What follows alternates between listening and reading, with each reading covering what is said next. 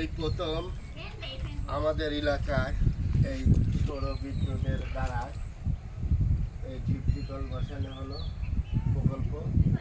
এখান থেকে পানি সারা ধানের ক্ষেত মাঠে এখান থেকে পানি সাপ্লাই করবে। এই সৌর বিদ্যুতের এই প্যানেলের সিস্টেম আমাদের এলাকা পাবনা, আরিফপুরি, সংলগ্ন বলরামপুরি এই প্রথম এই প্রকল্পটা আসলো। কখনোই আসে নাই, এই ফার্স্ট আসলে সুন্দর একটা সিস্টেম করে এই প্রকল্পটা এখানে বসাইছে সুন্দর জায়গায় পাশে একটা আর এই নদীর পাড়ে এই প্রকল্পটা বসানো হয়েছে যাতে একা 6 বিঘে ধান আবাদ করা যাবে, ধান লাগাইতে পারবে, যাতে কারেন্টের প্রয়োজন হবে না। এই সৌর বিদ্যুৎ দিয়েই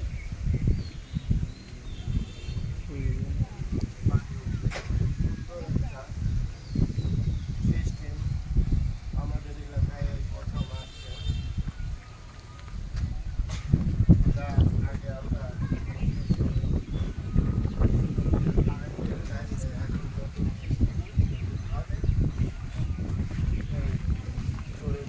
লাইনটা নির্মাণ করে সুন্দর ছোট্ট করে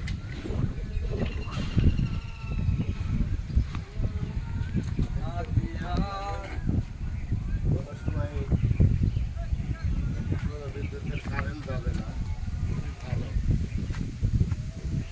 একটা সিস্টেম করছে,